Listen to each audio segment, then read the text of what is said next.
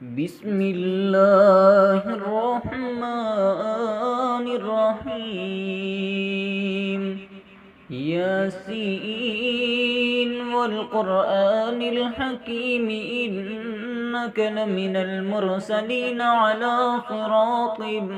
مستقيم تنزيل العزيز الرحيم لتنذر قوما ما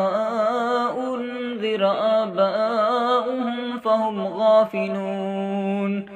لقد حق القول على أكثرهم فهم لا يؤمنون إنا جعلنا في أعناقهم أغلالا فهي إلى الأذقان فهم مقمحون وجعلنا من بين أيديهم سدا ومن خلفهم سدا فأغشيناهم فهم لا يبصرون وسواء عليهم أأنذرتهم أم لم تنذرهم لا يؤمنون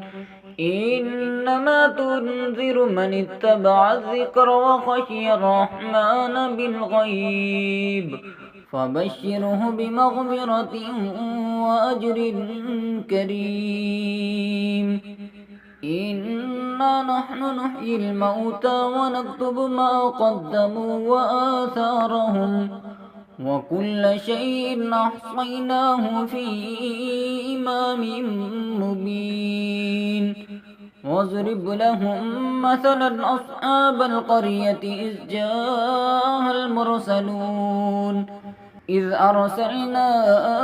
إليهم اثنين فكذبوهما فعززنا بثالث فقالوا إنا إليكم مرسلون قالوا ما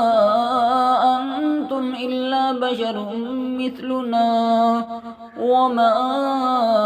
أنزل الرحمن من شيء إن أنتم إلا تكذبون